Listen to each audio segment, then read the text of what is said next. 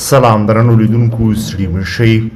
نغمه وایي د افغانانو له لاسه پولیسو ونیولم او ټوله شپه مې د افغانستان تکړه سندرغاړې میرمن نغمې په یوه مرکه کې د ځینې افغانانو څخه سخت سر ټکولی دی او د دوی څخه یې ډېر شکایت کړی دی.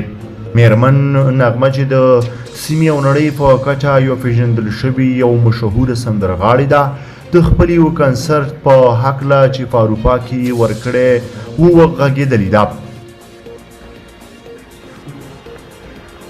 دا وایي چې په اروپا کې د افغانانو لپاره یو په زړه پورې کنسرت ورکړ. ټول افغانان سخت خوشحاله وو. د شپې تر نیمایي زیات وخت تیر شو. کنسرت دوام درلود.